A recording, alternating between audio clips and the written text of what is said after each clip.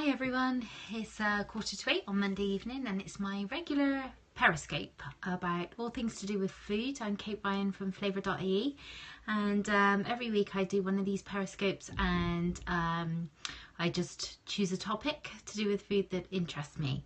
So this week what I want to talk about is grow it yourself, or growing your own food. I suppose I talk a lot normally about where to buy the best ingredients, where to eat out in the best places, but sometimes it just comes down to the simple pleasure of being able to grow something yourself. And I suppose here in Ireland anyway, the weekend that we just had was absolutely glorious. We had some wonderful weather and it was lovely and warm and sunny. You're able to sit outside and for the first time really look at my garden and kind of say, yeah, it really kind of needs some work doing to it. So it just kind of got me thinking, you know, that obviously spring is definitely here, and if you're in the States, daylight saving has already happened. If you're in the UK or in Ireland, we've got a couple of weeks to go. It happens around Easter.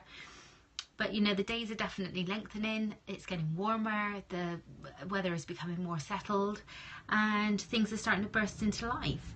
So it just it's the time of year where we just or I certainly say, right, okay, I need to start thinking about what I'm going to do with my garden this year.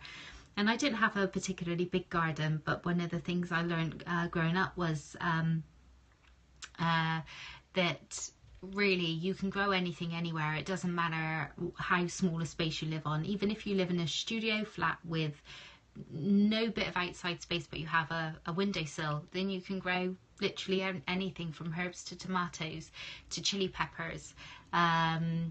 So you know, the space really shouldn't be an issue if you're thinking of growing something. You just have to get creative about your space and also have a think about what you might want to grow. So yeah, it's just really to say, you know, look at the space that you've got. There is literally nothing better than to go out and pick something fresh from your windowsill or your balcony or the couple of pots on your front porch, or if you've got a garden, from your garden. And as I say, I don't have a particularly big space, but what I do is I make great use of what I have. So I make a lot of use of pots. Raised beds are particularly good, especially as I get a little bit older and my back sometimes gives out. So raised beds are always a good way of tending to a garden. And then I also have a flower garden, obviously, because flower gardens are quite important. If you are gardening outside, it's quite good to have flowers around because they just obviously attract in, you know, things like bees and butterflies and things like that. Some are scourge and some are actually really important to having a healthy micro ecosystem in your little space. So I suppose, you know, a lot of people struggle with trying to figure out, well, what should I grow?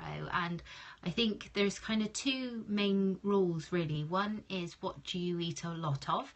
And the other one is what is quite expensive to buy in the shops. So for instance, if you don't really like celery, don't grow celery because you're not going to eat it. It grows really, really well and easily.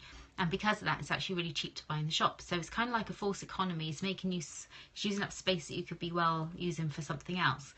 I think some of the key important things to grow, if you only have a small space, are things like this. Definitely herbs. Fresh herbs are just amazing.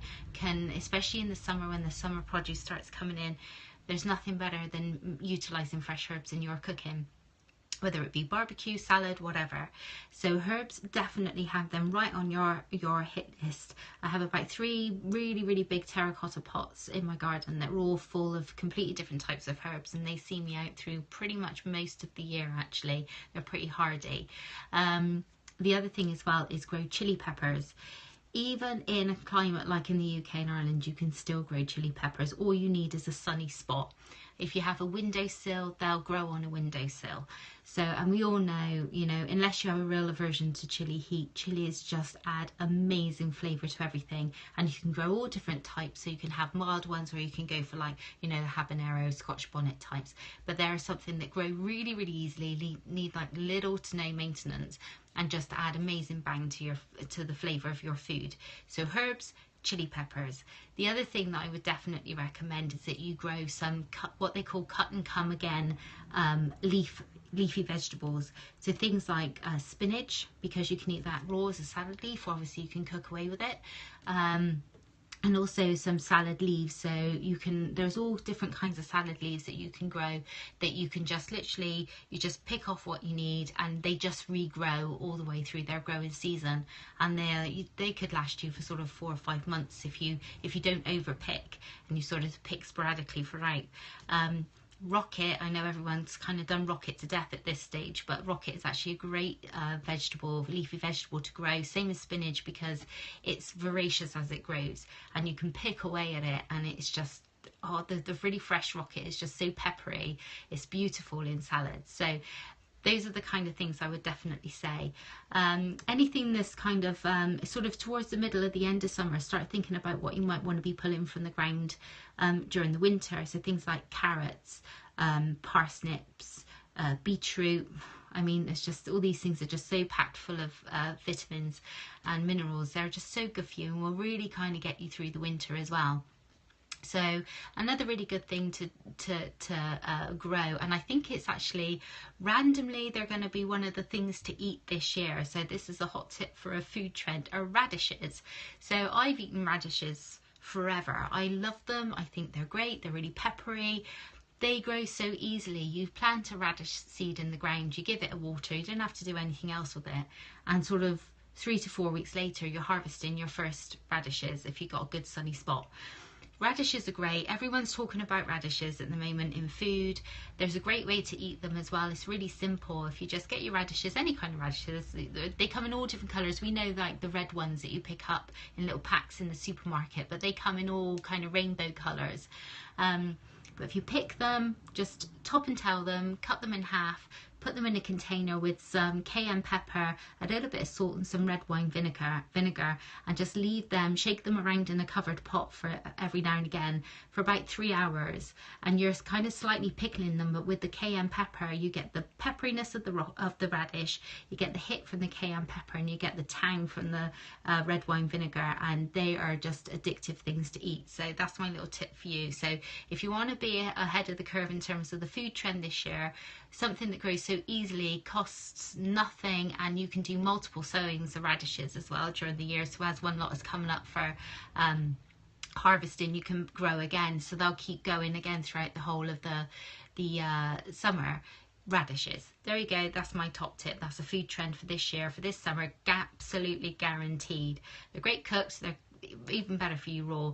And actually, if you kind of leave them to what they call kind of bolt and they flower, you can pick the flowers, and the flowers are great in a salad as well. So they have multiple use, but you can't eat the stems or the leaves because they're bristly, and you just can't eat them. They're inedible.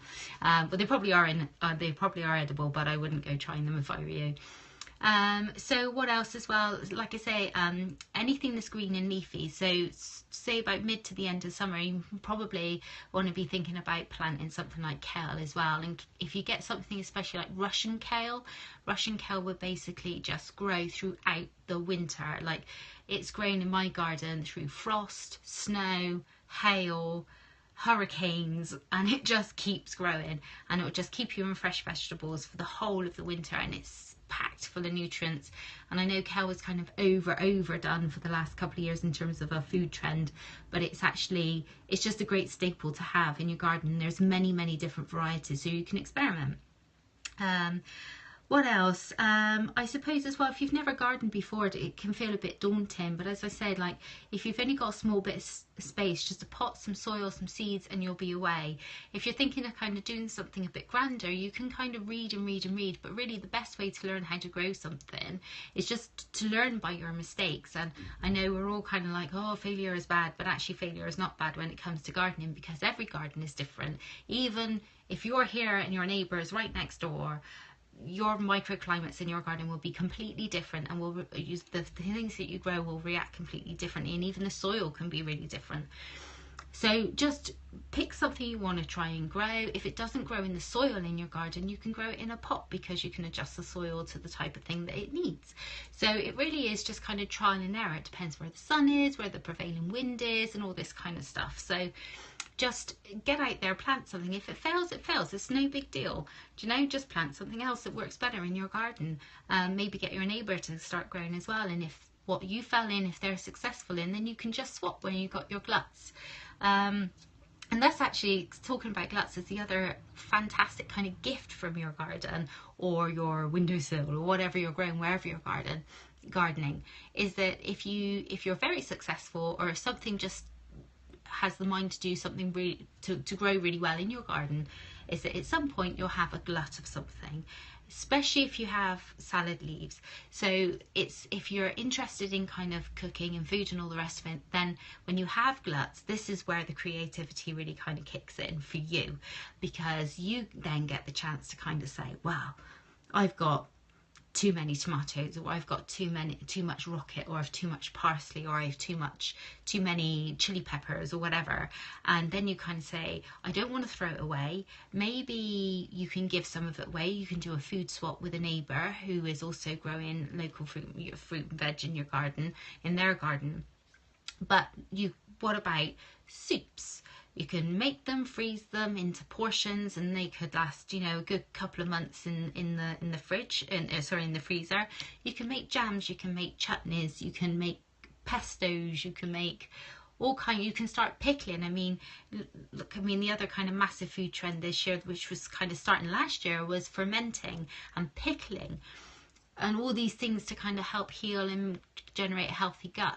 So get into all of that. There's of course baking as well. So there's lots of things you can do to preserve your glut, as well as just sharing it with maybe your neighbours or your local community. Maybe if there's a few of you in your area growing and you've got gluts or something, or you're collecting seeds as well, you know, sharing seeds and doing a seed exchange. These are all really, really, really good ways to kind of really get into your garden and really kind of generate some beautiful fresh ingredients, you know, to kind of go out on a sunny day and just kind of go, I'm gonna have a salad today, and here I'm gonna pick these leaves and a couple of radishes and a couple of cherry tomatoes that I'm growing in my little pots or whatever, fresh beans, and away you go. It really is something I would encourage everyone to get into, even if time is short. Just grow things that will take care of themselves, and just water them every now and again, and that's all that you need. So I suppose, it's, as I say, as much as my message is normally about great things to eat and where to buy them and where to eat them, equally, if you're an avid home cook, or you just want easy access to really super fresh things that are going to be great for you, is to grow something. Grow it yourself. And in Ireland as well, there's something called a DIY movement. So we've all heard of DIY, do it yourself, but there's GIY, grow it yourself movements. And it's a national kind of movement. It's probably international as well, but it's kind of a grassroots movement. Get involved with DIY groups. They frequently hold meetings, seed exchanges, talks, helps you get access to things like allotments if you live in an urban area or a suburban area. And they'll give you loads of handy hints and tips on what to grow, how to grow it, and how to be successful in your garden. But don't forget that when it comes to growing, failure is not failure. It's just learning what grows in your garden. So get out there and have a look, grow something this year, make something with it, enjoy it, and let me know how you get on. So that's my broadcast for today. Hope you've enjoyed it. Hope it's inspired you to start thinking with the changing of the seasons to get out in your garden and start growing something. I'll see you again next week, same time, same place, different topic. Thanks very much. I'm Kate Ryan from Flavour.ie. Thank you. Bye.